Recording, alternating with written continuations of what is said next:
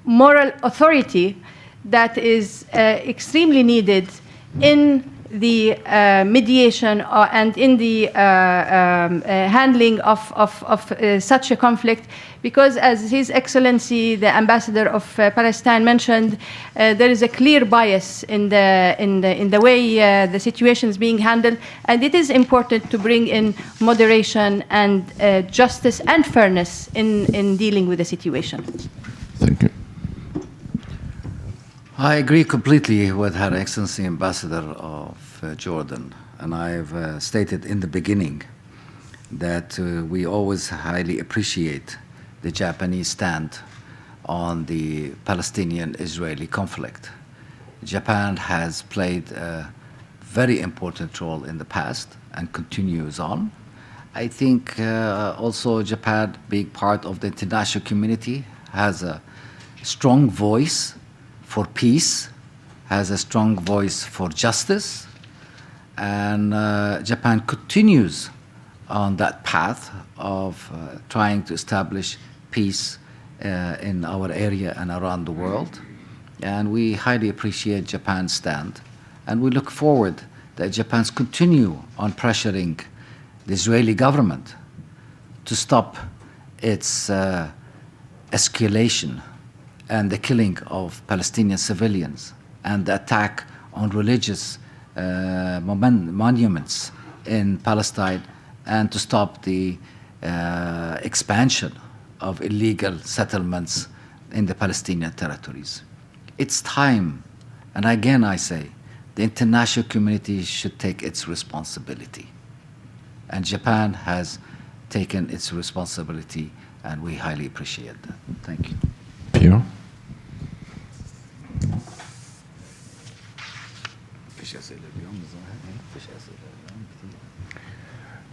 Again, Pio De Miglia, Sky TG24, Italy. I have two questions.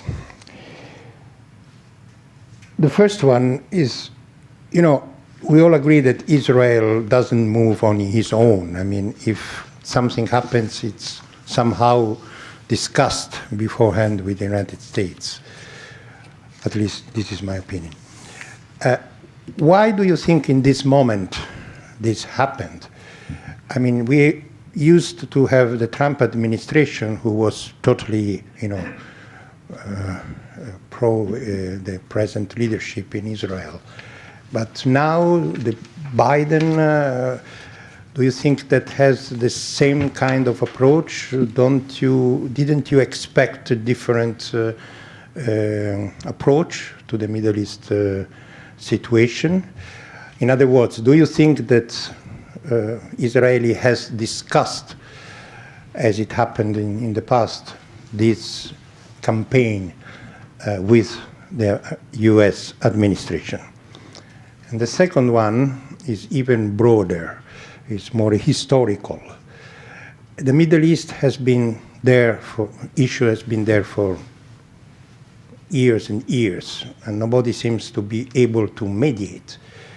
Since we are all talking about the Asian century, or the Chinese century, do you foresee in the future that China could play a mediation role in the Middle East?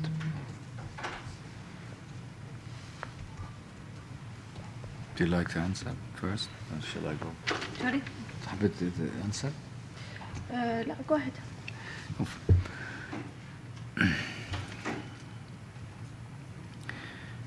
When we start negotiation with the Israelis, and the Americans got involved, we were ongoing negotiation headed by the Americans until the negotiation was suspended during the Obama administration before Trump. America believes that Israeli security is part of their American security. So the recognition of Jerusalem, I think it's one of the biggest problems. And this recognition is not a new recognition. Actually, the United States Congress in 1996 recognized it. And at that time, the Congress was controlled by the Democrats, not the Republicans. But of course, when Trump came, he just took the decision what the Democrats have taken, and that has de-escalated the situation in Jerusalem. We know that all the cards in the game, in the negotiation with the Israelis, are not with the Israelis, it's more with the Americans. And unfortunately, the Americans are not taking a neutral stand. America maybe believes that Israel should exist, which we believe should exist too, but not on all our land. It should exist on what we have agreed on. And we should also exist on our part of our land and have our own sovereignty.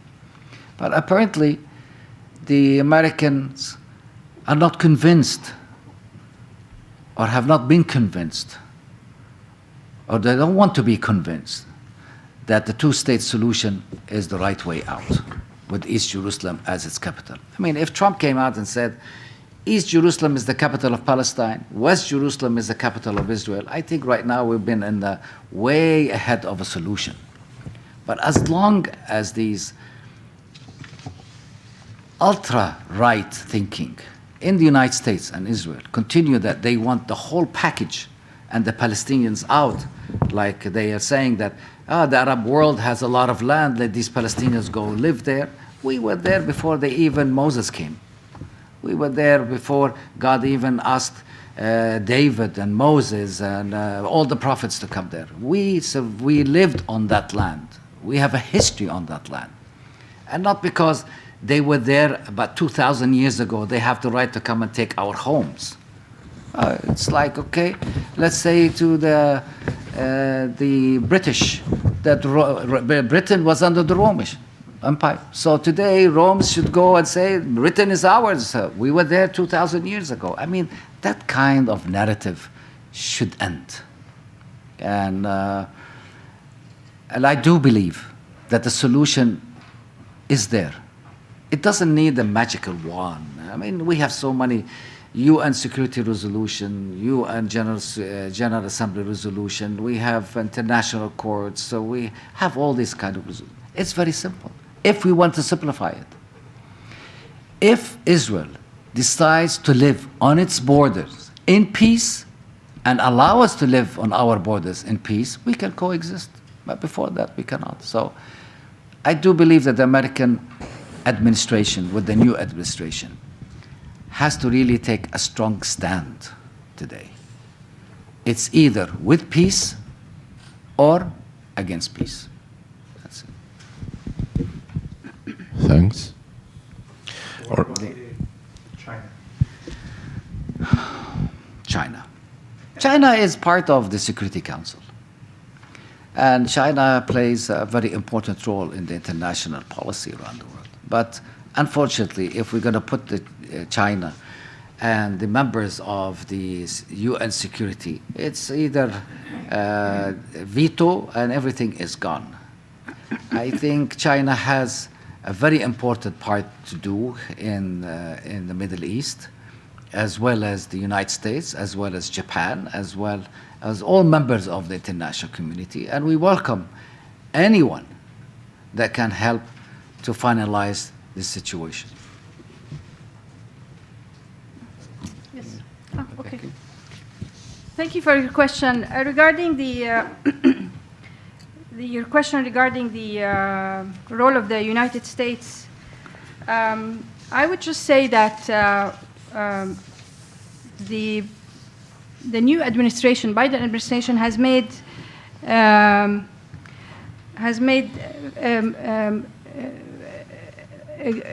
a good progress when it comes to the Palestinian issue, especially with the resumption of negotiations and the resumption of aid to the Palestinians, and to the whole approach is quite open to resumption of negotiations. So I would say there is this administration is definitely serious about the prospects and about making sure that there is peace and the peace process is happening on the two-state solution. Also, I would like to remind, if we ask about the U.S., the Quartet made the statement immediately after, or very shortly after the conflict broke out, the recent conflict broke out. So, and in the statement that was made, there was a clear call for Israel to avoid measures that would further escalate the situation during this period. So the U.S. is very aware that further actions, whether illegal actions by Israel, I would say, would only lead to the escalation of the situation. And this is unfortunately what we are witnessing today. Thank you. I have a question from online from Tom Sylvan. He's a club member, associate member. It's addressed to the Palestinian ambassador. He said, do you think that the current escalation contributed to the political power of Hamas, is contributed to the political power of Hamas or the PLO within the inner Palestinian politics, especially after the delay of the Palestinian elections, in which it was said that Hamas has gained power? And he also says Hamas has been shooting large number of rockets toward Israel, including medium-range rockets, as well as using Cornet missiles and drones. How did it obtain this technology? Thank you.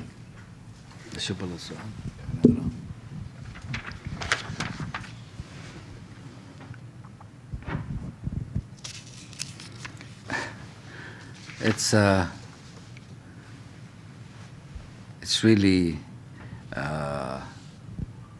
amazing how we use words. The current escalation is not because of Hamas. The root of the problem, I mean, usually we forget what's the root of the problem. The root of the problem is the attacks of the illegal right-wing ultra-nationalist illegal settlers on churches and mosques in occupied East Jerusalem and in the towns and cities where Palestinians live. This is the root of the problem. That's one. Second root of the problem is Israeli continuous military occupation. Third, Israelis' expansion of settlements in the West Bank and East Jerusalem, confiscating homes, kicking out people out of their homes. I mean, imagine a person that comes from New York, has nothing to do in that area, walks around in Sheikh Jarrah, and then he likes this house, and he walks in, he says, if I don't steal this house, somebody else will steal it. That's how the mentality, that's the root of the problem. The root of the problem is they think that they can take everything. When we understand what's the root of the problem, then the solution can be done. But don't come and say, stop, we can always blaming the reactor than the actor himself. Israel, continuous oppression of the Palestinians is the problem. And the solution is to end this. It's not this, or who's doing that, or who's doing that. Hey, did you forget Israel is number 10 on the charter of the most powerful military power in the world? And Israel continues to be holding weapons of mass destruction. Israel also continues to have over 200 nuclear heads and bombs. And everybody is blind to see that. Israel continues on its crimes of killing innocent Palestinians. 2008, 2012, 2014, the wars that has been on Gaza. They've killed thousands and thousands of innocent people. These crimes are committed, and the international community is looking at it. It has nothing to do with this party or that party or the election or not the election. As for the election, we requested, as we have signed in the Oslo Agreement, that the Palestinians have the right for election in East Jerusalem, and the election boxes can be put in the post offices. Israel refused for us to practice our democracy. This Israeli democracy refuses to allow us to practice our democracy. We had the elections in 2006, democratic way, and we elected our government. But then the United States and Israel refused the results of this democracy. I mean, it's a catch-22. If we do election and somebody wins, oh, we don't like the results. If we don't do the election, that's not democracy. I mean, come on, guys. I mean, it's just really ridiculous anymore. We have the right to have our own democratic elections. But the obstacle remains Israel, remains Israeli occupation force. How did Hamas obtain this technology? Allah, I really don't know. I mean, how did Israel get all that weapon too? I mean, apparently the market is open for everything these days, unfortunately. Thank you. And I have a question from Andy Sharp, our press from Nikkei Asia, our member, and he said, what is the situation on the ground in Gaza right now? Israel now is reported to be denying that it has sent troops into the strip, into Gaza. How serious would a ground campaign be, and what could this lead to across the wider region in the Middle East and West Asia? Like, yeah, if Israel has some invasion of Gaza again. The situation in Gaza right now is at its worst. I mean, they're bombarding civilian homes and buildings. I mean, and claim that somebody is living in these buildings. I mean, this is a crime. This is really a crime against humanity. And to send troops into Gaza, I think it's an all-out war.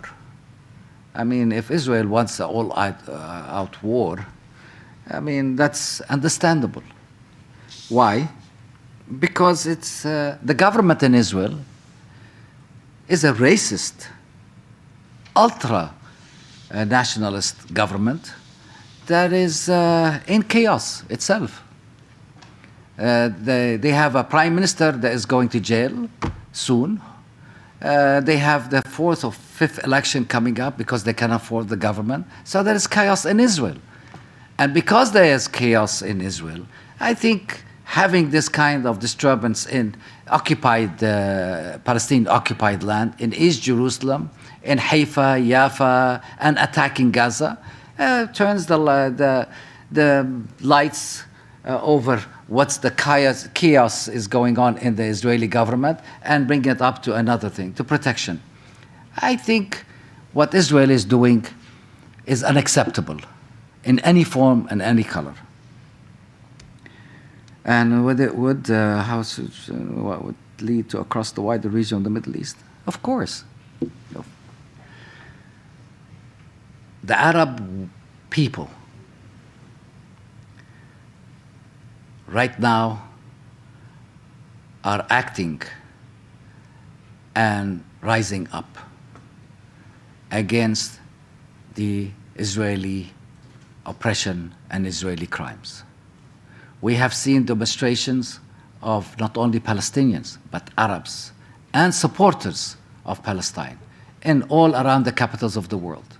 Yesterday, you should have seen Chicago, you should have seen New York, you should have seen Paris, you've seen Kuwait, you've seen Tunisia, you've seen Rome, you've seen all over the world. People know that the Palestinians are oppressed and Israel is committing crimes. And it's time now to stop Israel from continuing on committing their crimes. Yes, if this continues, of course it's going to spread around. Israel always wanted to spread it around. Who is spending all these weapons And I don't want to go into who gave the Daesh help when they got shot and they took them to their hospitals, who gave them weapons and others. I don't want to go into that. But look at it that way. You are a journalist, and you can always investigate and see Israel continues to be a big problem in the area because it doesn't want peace. We extend our hands to peace. We have been extending it since 1993 until today. But every time we extend it, our hand is cut. And we are labeled that and this and this and that. And for them, they are God-given angels, apparently. Thank you. Happy? I have a question from Anthony Rowley. He's freelance. I think you talk about it, but maybe we can have more detailed. How has the advent of the Biden administration affected this flare-up? So it's like he's asking about what the Biden administration influenced. Thank you. Look,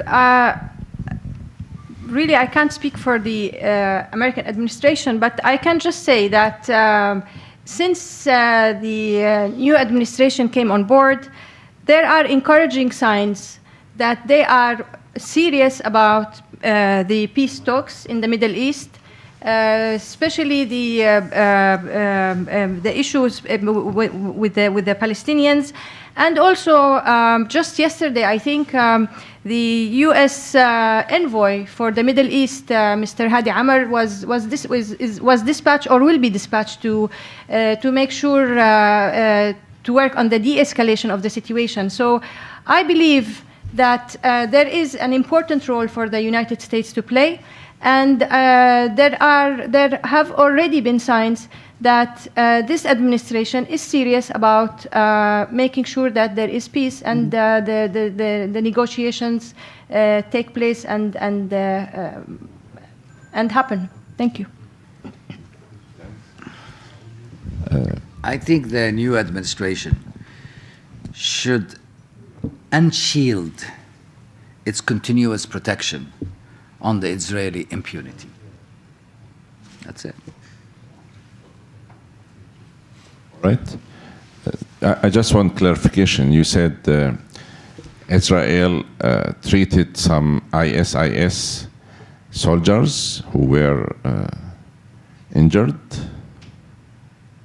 Yeah, I mean, go see the news, of course. I mean, it was on YouTube, it was on the news. In the past, Israel has committed this kind of acts. And, but nobody has... It's allowed. Israel is allowed for the impunity to do whatever they want in the area. And unfortunately, I don't want to go into that. And now we focus here. Thank you. Right, thank you. I think we still have one chance for last question. There are maybe Tom O'Sullivan. He asked second question, very fast one.